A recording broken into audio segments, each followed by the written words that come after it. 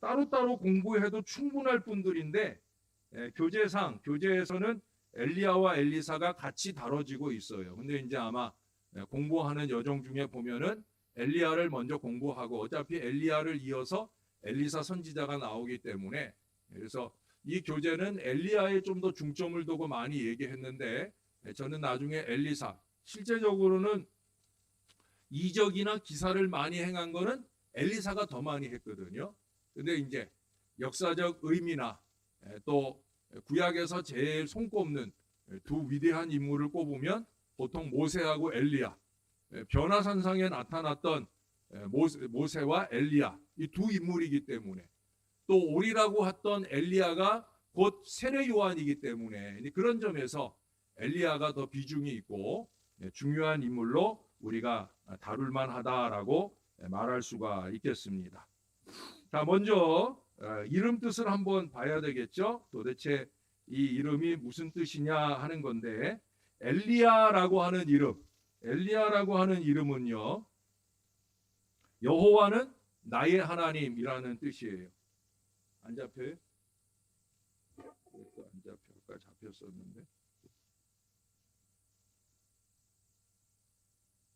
됐죠? 예. 요걸 좀 봐야 됩니다. 자, 엘리야를 한번 보세요. 엘리야는 여호와는 나의 하나님이라고 그런 의미인데 제가 볼 때는 거꾸로 해야 오히려 맞는 표현일 것 같아요. 예? 엘이라고 하는 말, 야라고 하는 말, 엘이라고 하는 것은 하나님을 말하는 거고요. 야라고 하는 건 야훼, 여호와를 말하는 거예요. 근데 엘리야 하면은 그 뒤에 엘리사도 보세요. 엘리사, 엘은 하나님이라고 그랬죠? 하나님은 구원이시다라고 얘기하잖아요. 리사, 엘리사, 구원이시다라는 거예요. 엘, 하나님은 구원이시다. 자, 그럼 엘리야는 뭐예요? 하나님은 여호와이시다라고 번역해야 맞을 것 같아요. 근데 여기서는 이제 여호와는 나의 하나님이라고 반대로 오히려 표현을 했는데 그냥 번역되는 순서로 하면 하나님은 나의 여호와, 하나님은 여호와시다 이렇게 표현을 하면 맞을 거라 보여집니다. 근데 이 엘리야에게 있어서 이 이름은 참 중요해요. 왜냐하면 그의 사역들을 보면은요, 나중에 이제 사역들을 보시면 그는 결국 그것을 증명하는 삶을 살아요. 예? 하나님만이 여호와다. 여호와가 하나님이다. 예? 이것을 증명하는 믿음의 생애를 산다는 거예요. 자, 그 다음에 이제 가족 배경입니다. 가족 배경을 보기 위해서 말씀을 한 구절만 읽지요. 열왕기상 17장 1절입니다. 열왕기상 17장 1절 같이 한번 읽겠습니다. 시작. 길르앗에 우거하는 자 중에 디셉 사람 엘리야가 아합에게 말하되 내가 섬기는 이스라엘의 하나님 여호와께서 살아 계심을 두고 맹세하노니 내 말이 없으면 수년 동안 비도 이슬도 있지 아니하리라 하니라. 아멘. 예, 여기 보니까 엘리야를 소개하기를 디셉 사람 엘리야다. 그래서 그 다음에 소개하고 있는 엘리사의 경우에 보면은 엘리사는 엘리야의 계승자이고요.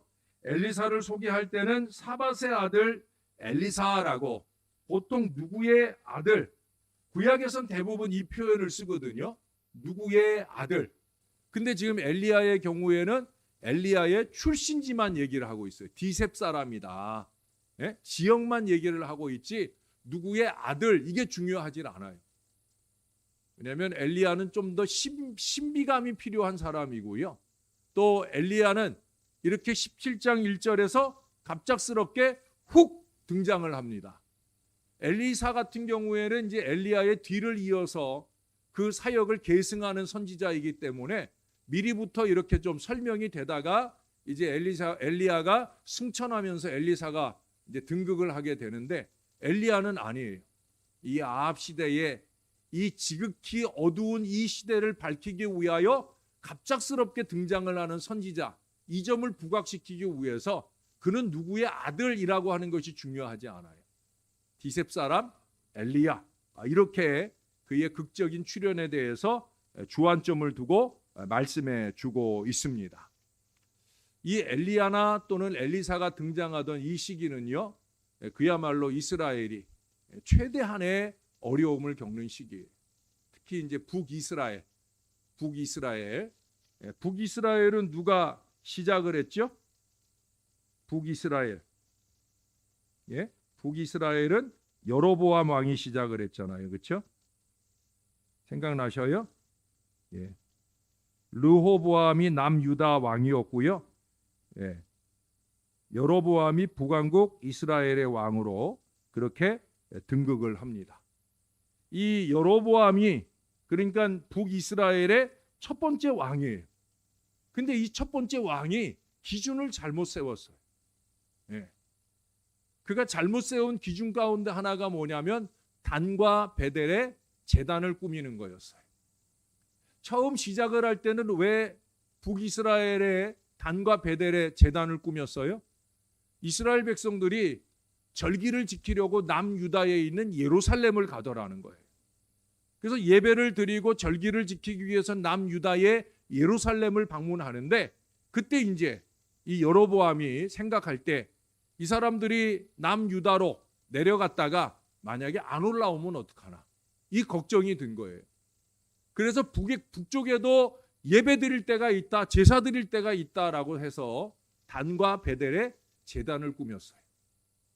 근데 기왕에 제단을 꾸미려면 하나님께 제사하는 장소만 다를 뿐 하나님께 똑같이 제사하는 제단을 꾸려주었으면 문제가 없을 건데, 안타깝게도 그냥 제사하는 곳을 꾸몄을 뿐이지 하나님을 예배하고 있지 않다는 거예요.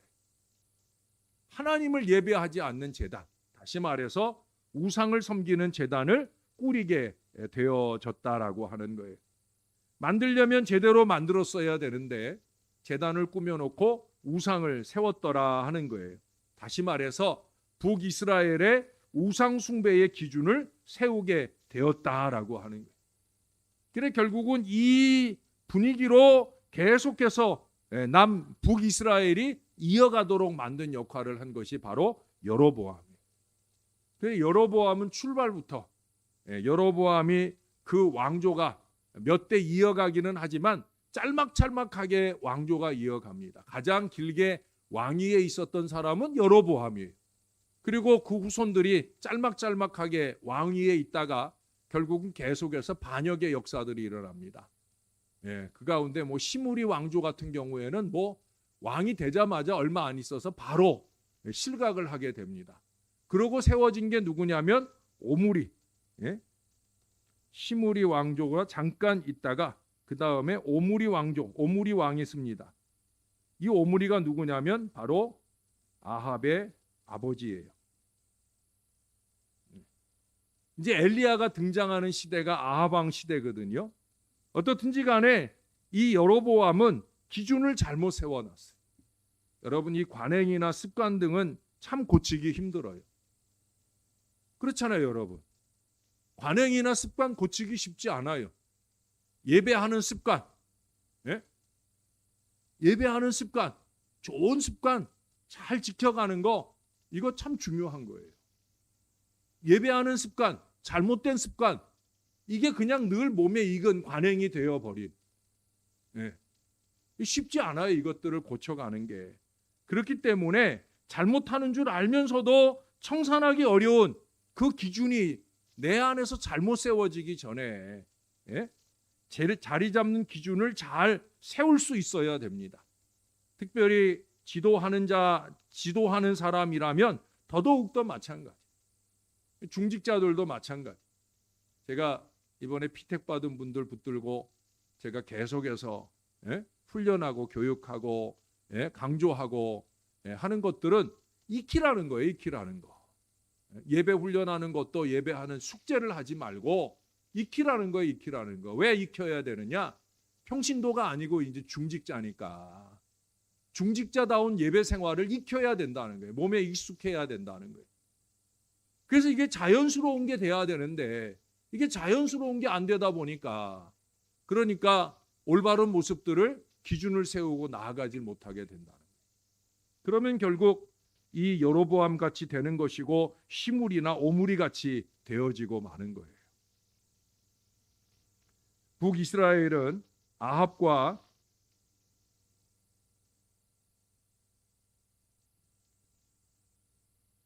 이세벨이라고 하는, 아합의 아내가 이세벨이에요. 이세벨. 그 앞에 16장에 이들의 등장 이야기가 나와요. 16장 29절을 한번 보실래요? 28절부터 보겠어요. 28절. 오므리가 그의 조상들과 함께 자매 사마리아에 장사되고 그의 아들 아합이 대신하여 왕이 되니라. 아합이 왕이 됐다는 거예요. 예. 그리고 30절에 이 아합을 어떻게 설명하는지 한번 보세요. 오므리의 아들 아합이 그의 이전의 모든 사람보다 여호와 보시기에 악을 더욱 행하여.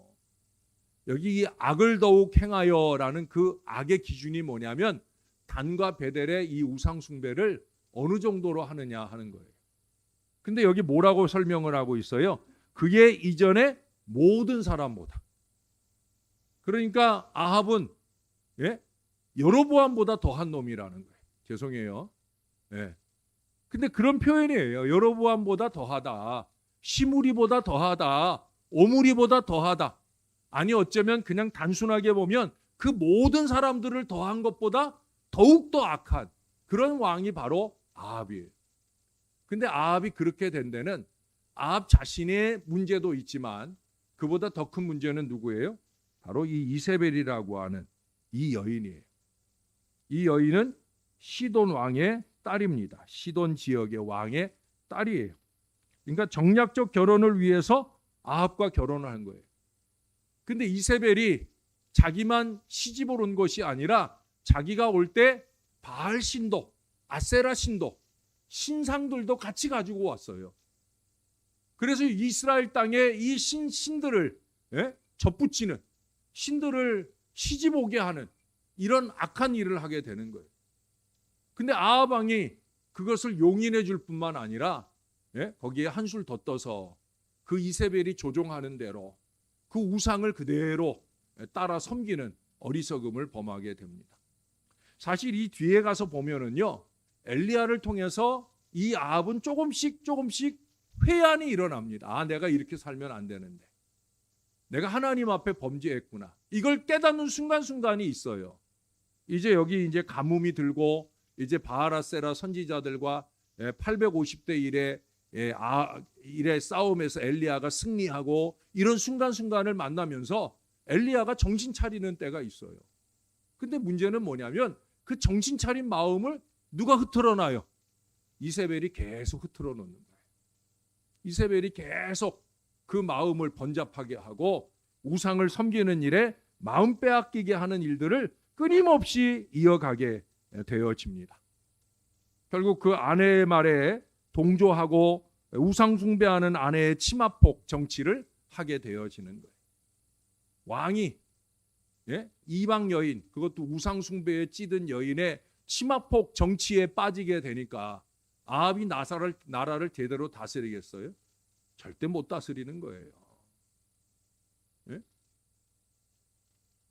우상 숭배하는 아내의 치마폭 정치에 빠진 인생이 절대 나라를 제대로 다스릴 수가 없어요. 하나님 앞에 회개하는 법이 없어요.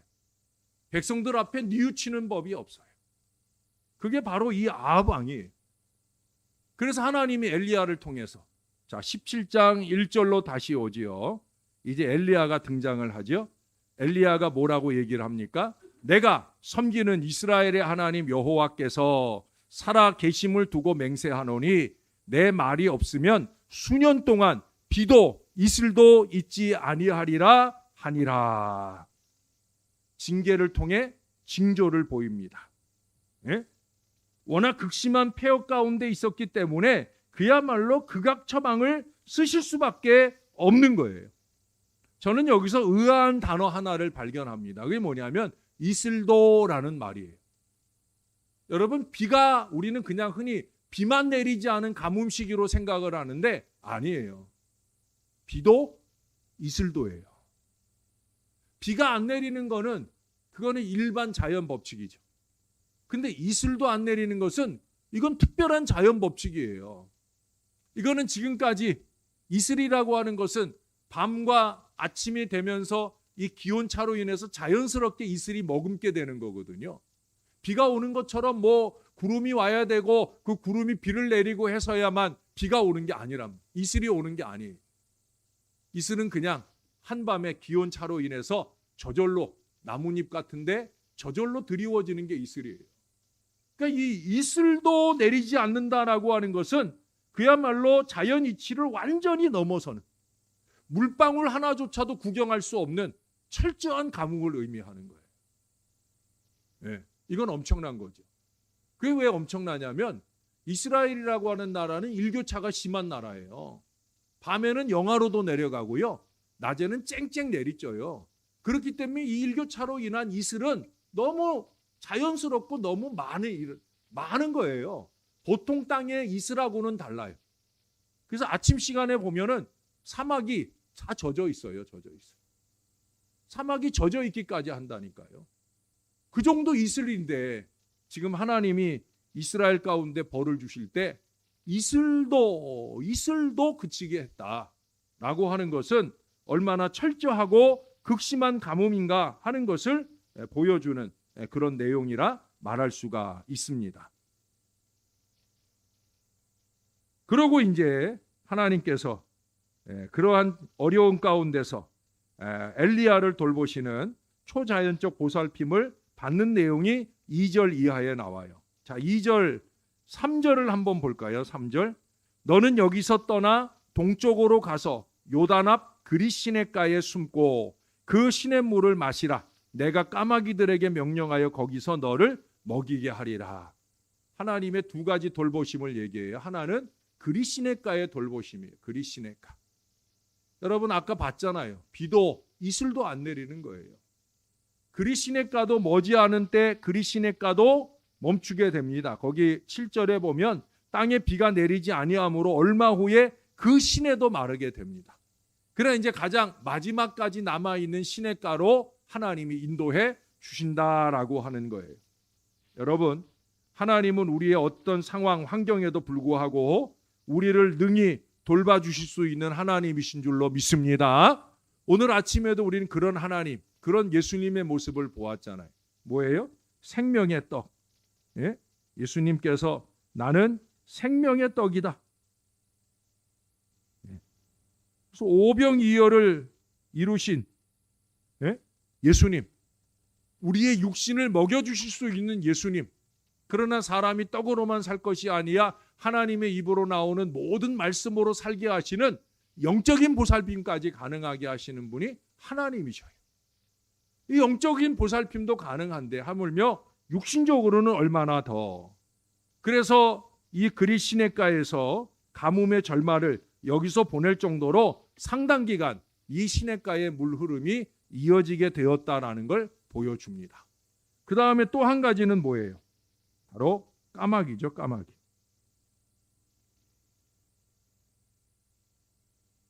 근데 까마귀를 보내신 것이 까마귀를 잡아먹으라는 의미에서 보낸 건 아닙니다. 예. 까마귀를 통해서 어떻게 하는 거리요? 6절에 가보시면 까마귀들이 아침에도 떡과 고기를, 저녁에도 떡과 고기를 가져왔고 그가 시냇물을 마셨다라고 얘기를 해요. 까마귀가 떡과 고기를 가져왔다. 여러분, 이 까마귀가 까마귀라고 하는 것이 보여주는 것은 두 가지 중요한 의미가 있어요. 첫째는 뭐냐면 까마귀는 부정한 동물이거든요. 예? 여러분 기억나시죠? 노아의 방주에서 첫 번째 내보낸 게 뭐예요? 첫 번째 내보낸 게 뭐예요? 까마귀잖아요. 맞아요? 여러분이 그냥 멍하니 저를 보고 있으니까 내가 순간 틀린 건 아닌가? 까마귀 맞죠? 예, 저를 당황하게 하지 마시고 눈만 한번 꿈뻑거려 주셔도 제가 알아먹을 텐데 까마귀 맞아요. 까마귀 돌아왔어요? 안 돌아왔어요? 안 돌아왔어요. 까마귀는 이스라엘 사람들에게 있어서 부정한 동물이에요. 까마귀는 제물로 잡아들이는 법이 없어요. 까마귀는 손 대는 것, 까마귀 좋아하는 나라는 딱 하나예요. 예? 일본 사람들. 일본 사람들은 까마귀가 길조예요. 예. 그러니까 여러분 일본 여행 갔을 땐 까마귀가 나타나면 아 좋은가 보다라고 생각하셔도 됩니다. 일본 사람들은 좋아해요. 근데 우리나라도 까마귀는 별로 안 좋아하잖아요. 그렇죠? 우리나라에도 흉조잖아요. 예.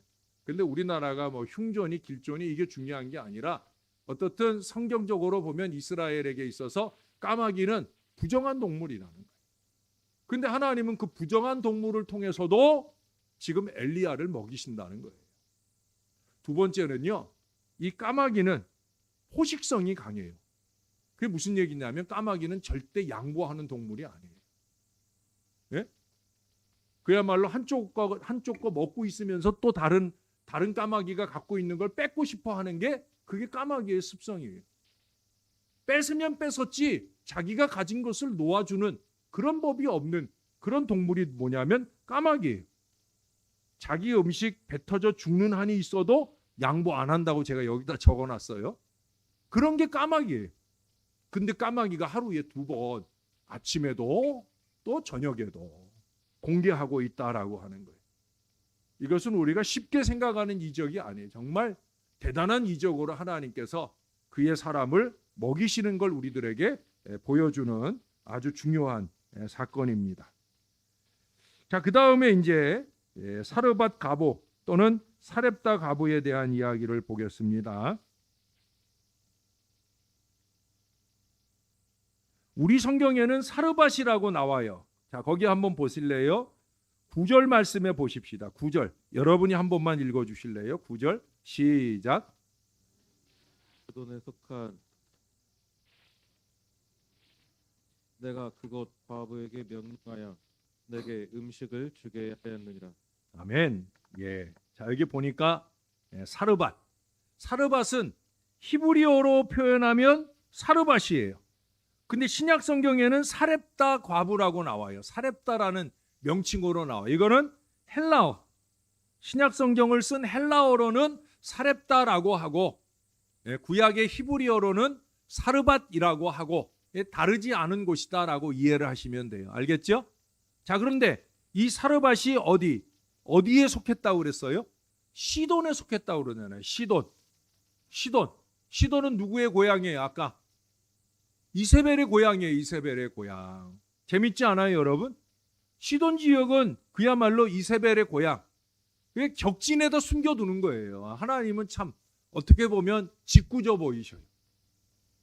그러니까 순종하는가를 보려고 한 것이 아닌가 싶어요. 엘리야더러 야 시돈 지역에 사르밧으로 가라. 우리들 같으면 어떻게 하겠어요? 하나님 무슨 말씀이세요? 거기 이세벨 고향이잖아요. 아니 왜 어려운 곳으로 나를 보내시려고 합니까? 라고 불평할 수 있는 거예요. 인간적으로 생각하면 단순하게 생각하면 불평의 이유가 될 수 있는 곳이 바로 사르밧이에요. 그런데 엘리야는 그런 거 한마디도 말하지 않아요. 네? 하나님이 가라 하니까 가는 거예요. 등잔 밑이 어둡다는 원칙하에 간 것인지 아니면 그냥 순종하고 간 것인지 몰라도 어떻든 그녀에게 그곳에 가게 됩니다. 제가 볼 때는 사르밧 과부가 이방 여인이었기 때문에 오히려 이 엘리야에 대한 이 경외심이 더 쉽게 일어났다고 보여집니다. 네. 여러분들이 저를 대하는 것과 다른 교회 교인들이 저를 대하는 게 솔직히 죄송하지만 좀 다르거든요. 여러분들은 그래도 나랑 한 가족이다 보니까 친하다 이렇게 생각을 하고 저를 막대하진 않아도 예, 저에 대한 어떤 목사님에 대한 어떤 그 이제 경외감을 느끼고 뭐 그런 정도까지는 아니잖아요. 근데 제가 외국 교회 교인들 만나면 안 그러거든요. 아주 저한테 깍듯하고 아주 그래요. 제가 볼 때는 이게 이해가 돼요. 왜 사르밧 과부가 엘리야를 좀 더 특별하게 대했을까? 그것은 이스라엘의 불신앙 속에서 엘리야를 대하고 만나는 거하고 이제 엘리야를 처음 경험을 하는데 그녀가 엘리야를 통해 이적을 경험했을 때 그 마음가짐하고는 다를 거라는 거예요. 하나님은 그것까지 다 계산에 넣으시는 것 같아요. 그래서 이 이방 여인을 만나게 됩니다. 자, 근데 재미난 얘기가 있어요. 자, 여러분 잘 아는 얘기지만 한번 이 내용을 한번 읽어 보십시다. 10절에 보면은 그녀가 나뭇가지를 줍기 위해서 갔는데 그때 엘리야가 그녀에게 말해요. 청하건대 그릇에 물을 조금 가져다가 내게 마시게 하라. 근데 지금 물이 흔한 때예요? 예? 아니잖아요. 그렇죠? 물 마시게 해라. 이것도 어려운 얘기예요. 근데 그녀가 물을 가지러 갔어요. 그때 엘리야가 그녀를 불러갖고 말하는 거예요. 11절에 보면 내 손에 떡 한 조각을 내게로 가져오라. 한술 더 떠요. 물 가져오라 하는 것도 어려운 일인데 떡을 가져와라 하는 거예요. 그러니까 그제서야 그녀가 12절에 보면 신세한탄을 해요. 당신의 하나님을 두고 살아계심을 두고 내가 맹세하는데 나는 떡이 없고 다만 통에 가루 한 움큼 병에 기름 조금뿐이라. 이제 나뭇가지를 주스러 온 것은 나와 내 아들을 위하여 음식 만들어 먹고 그 후에 죽으려고. 이제 한 움큼 그것 가지고 곡식가루 가지고 그걸로 음식 만들어 가지고 떡 만들어 가지고 마지막 먹고 죽으려고 그런다는 거예요. 자, 13절에 엘리야의 가관인 말씀을 한번 보세요. 엘리야가 이르되 두려워하지 말고 가서 내 말대로 하거니와. 무슨 얘기예요? 그래, 네 말대로 먹고 죽어라. 그 얘기 아니에요. 실제로는 그 얘기잖아요. 그래, 네 말대로 해. 네 말대로 하는데 그보다 먼저 할 일이 있다.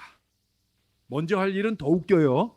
그것으로 나를 위하여 작은 떡 한 개를 만들어 내게 먼저 가져오고 그리고 그 후에 너와 내 아들을 위하여 만들어 먹고 가서 죽든지 말든지. 예? 쉽게 얘기하면 그 얘기하는 거예요. 지금 13절의 얘기는. 예? 이게 어떻게 보면은 너무 이기적으로 보이잖아요. 여러분, 제가 만약에 여러분 지금 요새 불경기고 어려운데 그것 가지고 날 좀 먼저 먹이고 그리고 당신 가족들과 먹고 죽든지 말든지, 제가 만약에 그러라고 그러면 그 다음부터 저 보겠어요, 안 보겠어요? 저 안 보죠. 이런 미친놈이 다 있나? 예? 어쩌면 그렇게 생각할 수 있을 거 아니겠어요? 근데 지금 엘리야가 그렇게 말하는 거예요. 14절에 보니까 이스라엘 하나님 여호와의 말씀이 나 여호와가 비를 지면에 내리는 날까지 그 통에 가루가 떨어지지 아니하고 그 병에 기름이 없어지지 아니하리라 하셨느니라. 바로 이 약속의 말씀이 더해지고 있다는 거예요. 그러니까 앞서서 하는 얘기들을 엘리야가 자신 있게 하는 이유는 뭐냐면 엘리야는 그 다음 말씀을 알고 있는 거예요. 엘리야는 그 다음 하나님의 역사를 알고 있는 거예요. 여러분, 믿음은 여기서 차이가 나는 거예요. 그 다음을 아느냐 모르느냐의 차이예요. 그 다음을 모르면 우리는 당장 눈앞에 보이는 것만 가지고 불평하고 원망하고 안 됩니다, 못합니다 할 수 있다는 거예요. 근데 신앙은 뭐예요? 당장 눈앞에 보이는 것만 아니라 그 다음. 오늘 사랑방 공과 내용도 그거예요. 예? 눈앞에 것만 아니라 당장 앞에 있는 것만 아니라 영혼을 좀 바라보면서 신앙해라. 바로 그거예요. 신앙은 영혼을 바라보는 거예요. 멀리 내다보는 거예요. 눈앞에만 보면서 할 수 있느니 없느니 이게 아니란 말이에요. 엘리야는 멀리 보면서 얘기하는 거예요. 너 내가 시키는 대로 하고 나면 너 그러면 너 이 가뭄 끝날 때까지 너만 아니라 내 가족들이 먹을 것까지 하나님이 다 채워주신다. 이건 엘리야의 믿음의 선언이고요. 이제 그 다음 이 여인이 그 말씀을 믿고 따르느냐 안 따르느냐, 이제 여기서 차이가 나는 거죠. 자, 15절에 가서 보니까 그가 가서 엘리야의 말대로 하였더니, 할렐루야, 엘리야의 말대로 했다는 거예요. 엘리야의 말대로 하였더니, 바로 이것이 중요한 거예요.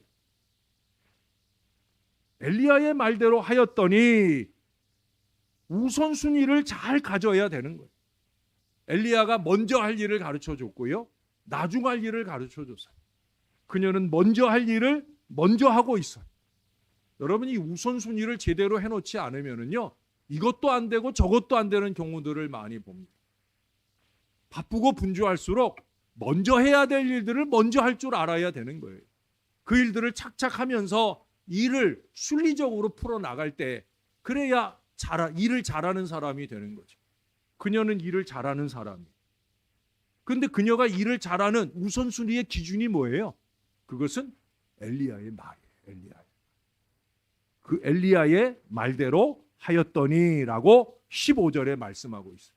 근데 이건 엘리야의 말이 아니에요. 그 앞에 14절 읽어드렸잖아요. 이스라엘의 하나님 여호와의 말씀이라고 하면서 엘리야가 하나님의 말씀을 들려줬어요. 그러니까 결국 그녀가 행동한 것은 엘리야의 말을 기준으로 한 거예요? 하나님의 말씀을 기준으로 한 거예요? 하나님의 말씀이에요. 믿습니까? 하나님의 말씀이 기준인 거예요.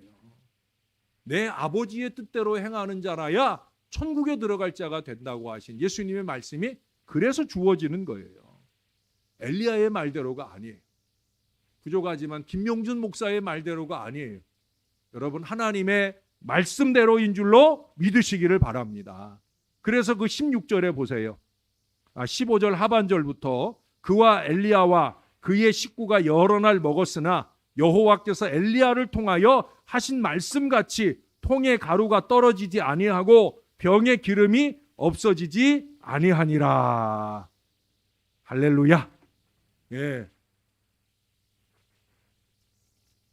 딴 일만 하나님께 뒷감당하도록 넘기는 것이 아니라 하나님께서 바라시는 헌신이나 섬김을 위해서 먼저 드릴 수 있는 노력들이 필요한 거예요. 그래야 하나님께서 책임을 져주시는 거죠. 예? 먼저. 예? 엘리야가 그러잖아요. 먼저 내가 가지고 있는 물을 주고 내가 가지고 있는 떡을 내게 조금 주고 먼저 할 일. 그러면 여호와는 그 주는 자를 돌보시는 내용들을 오늘 우리들에게 분명하게 보여주고 있어요. 그뿐만이 아니에요. 그 뒤에 17절 이하에서는 어떤 일이 벌어지느냐면요. 그녀의 하나밖에 없는 아들이 죽어요. 아까 그랬잖아요. 마지막 양식 이거 남은 거 갖고 우리가 아들하고 함께 떡해 먹고 우리가 죽으려고 한다. 어쩌면 그 말이 씨가 됐는지 모르지만 그 아들이 갑자기 죽어요. 근데 그녀가 18절에 가보세요. 18절에 보면은 여인이 엘리야에게 이르되 하나님의 사람이여 당신이 나와 더불어 무슨 상관이 있기로 내 죄를 생각나게 하고 또 내 아들을 죽게 하려고 내게 오셨나이까. 당신이 나와 더불어 무슨 상관이 있기로 여인의 말이에요. 자, 그 뒤에 20절을 가보십시다. 이번엔 엘리야가 이런 말을 해요. 여호와께 부르짖어 이르되 내 하나님 여호와여 주께서 또 내가 우거하는 집 과부에게 재앙을 내리사 그 아들이 죽게 하셨나이까. 또 죽게 하셨나이까. 어떻게 보면 엘리야에게도 인간적인 불평의 마음이 좀 있어요.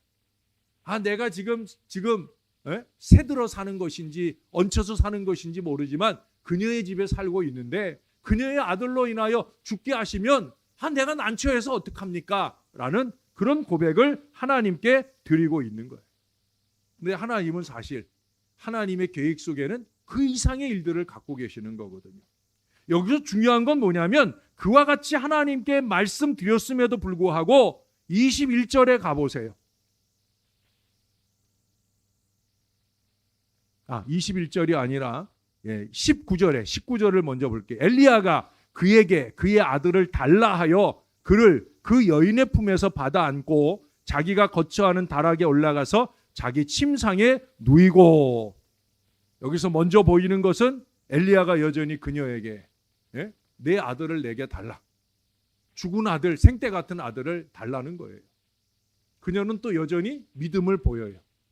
먼저 번에도 보였던 믿음처럼 이번에도 아들을 그 엘리야에게 쉽게 내어줍니다.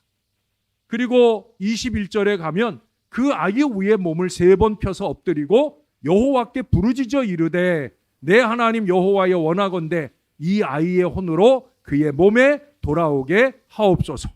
23절도 가보세요. 엘리야가 그 아이를 안고 다락에서 방으로 내려가서 그의 어머니에게 주며 이르되 보라 내 아들이 살아났느니라. 할렐루야. 그래서 마지막 24절에 여인이 엘리야에게 이르되, 이게 중요한 거예요. 내가 이제야 당신은 하나님의 사람이시요 당신의 입에 있는 여호와의 말씀이 진실인 줄 아노라. 결국 20절에서 얘기하는 엘리야에 또 죽게 하셨나이까? 라고 물었는데 왜 죽게 하셨다는 거예요? 여기 24절에 이것을 증명하기 위해서 두 가지죠. 첫째는 당신은 하나님의 사람이시오.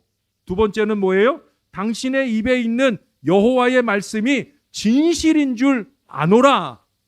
바로 이것을 증명하게 하려고. 근데 이런 증명의 역사가 저절로 되는 거예요? 아니에요. 아까 19절 읽어드린 것처럼 그녀가 믿고 자기의 아들을 그 믿음의 사람 엘리야에게 맡길 때 일어나는 거예요. 엘리야가 믿고 맡길 만한 사람이 되어준 거죠. 그렇죠? 처음에 이미 한번 경험했잖아요. 엘리야를 믿고 자기가 떡 한 번 먹고 죽을 거 그거 떡 만들어 갖고 먼저 엘리야를 공개했더니 엘리야가 그거 먹고 나서 입 딱 씻은 게 아니라 엘리야가 말한 대로 자기와 그 온 집이 다 먹고 사는 큰 은혜의 역사가 나타났더라. 그 여인에게 믿음이 생기잖아요. 믿음으로 순종했는데 믿음 후에 하나님이 더 큰 믿음을 주시는 거예요. 그러니 근본에 아들이 죽었을 때 야, 네 아들 줘봐. 네 아들 나한테 줘봐. 할 때 그녀가 또 믿음으로 주는 거예요. 죽은 아들이고 어찌 보면 헛일하는 것 같지만 그럼에도 불구하고 주는 거예요. 왜?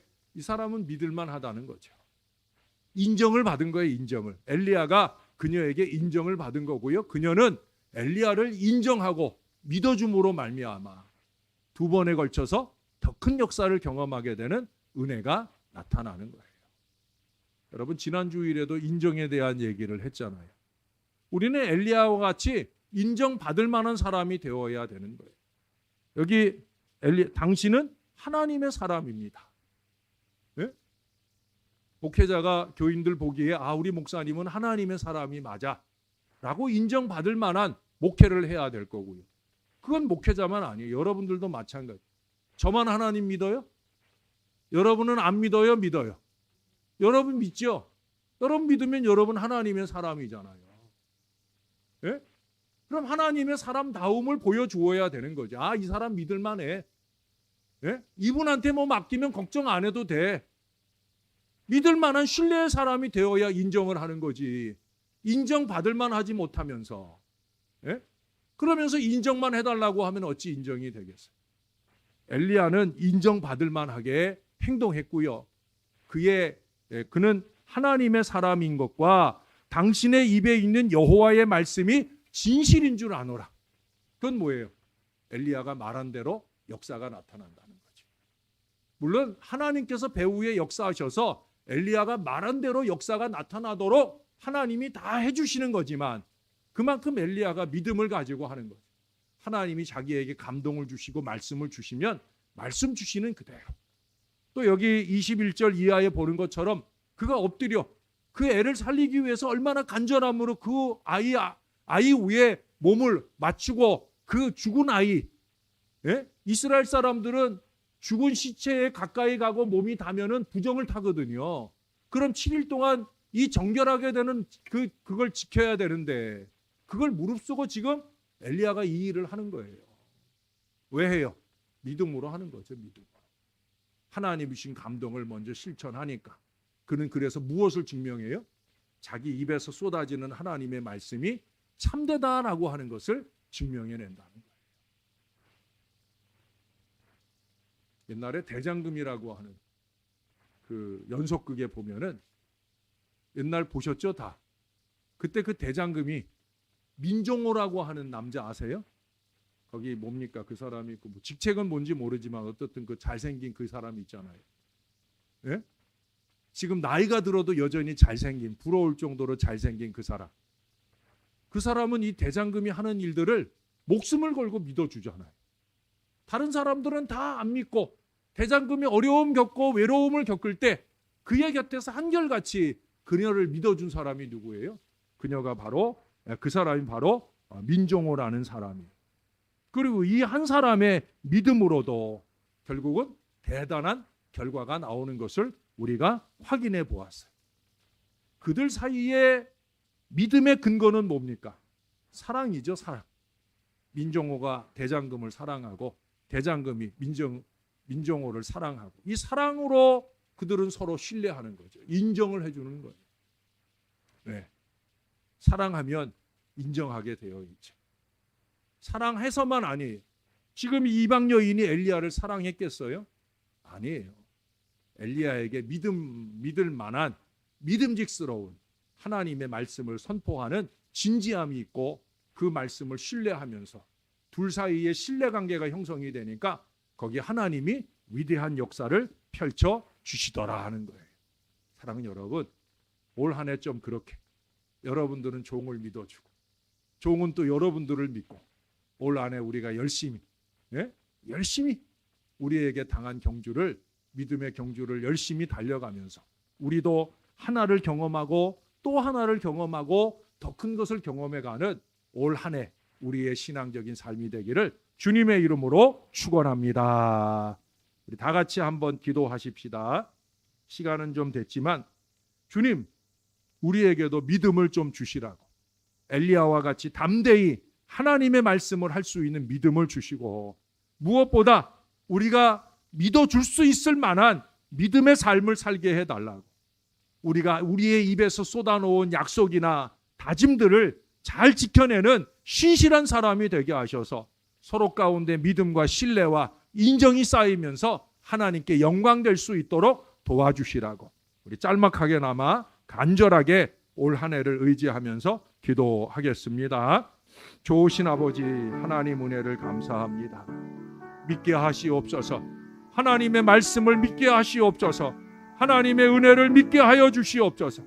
우리도 우리가 하나님의 사람인 것을 증명하며 살게 도와주시고 우리의 입술에서 쏟아지는 말씀이 하나님의 말씀이다, 참되다, 말씀대로 된다, 이것을 증명해 나가는 거룩한 신앙의 삶을 살게 하여 주시옵소서. 신뢰가 무너지고 더 이상 믿지 못할 사람이 되어서 늘 확인이 필요한 안타까운 인생이 되지 않도록 하나님 믿고 맡길 만한 사람들 다 될 수 있게 도와 주시옵소서.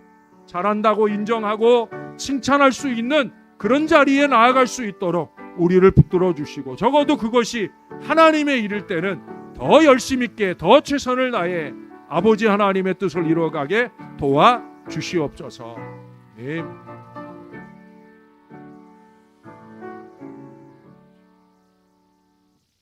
하나님 오늘 두 부류의 사람들을 봅니다.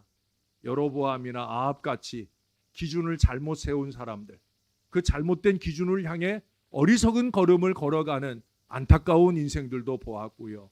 엘리야나 사르밧 과부처럼 한 가지 믿음, 또 한 사람을 믿는, 한 말씀을 믿는 그 믿음을 통해 하나님의 위대한 역사를 교통하는 것을 보았습니다. 무엇보다 그들은 더불어 서로에게 있는 어려움들을 돌봐주고 또한 하나님의 위대한 역사를 펼쳐주는 아름다운 모습을 보았습니다. 참 부럽습니다. 하나님 우리 신앙 공동체도 목회자와 성도들과 성도들 간에 이런 신뢰의 관계가 넘쳐나게 도와 주시옵소서. 부족한 종이 강단에서 백성들이 믿을 하나님의 말씀을 선포하게 도와주시고 온 교회가 믿음으로 주의 일을 따라가며 하나님의 영광을 나타내는 건강한 신앙 공동체를 이룰 수 있도록 우리를 붙들어 주시옵소서. 특별히 올해 많은 일들이 있사온데 한 가지 일들을 지날 때마다 믿음을 가지고 동참하게 도와주시고 동참한 모든 이들 가운데 하늘의 은혜와 역사가 경험되도록 주님께서 함께하여 주시옵소서. 올 한 해 내내 우리의 삶 가운데, 우리의 교회 가운데, 이 나라 이 민족 가운데 하나님의 살아계심이 많이 경험되도록 주님께서 함께하여 주시옵소서. 감사드립니다. 예수님의 이름으로 기도합니다. 아멘.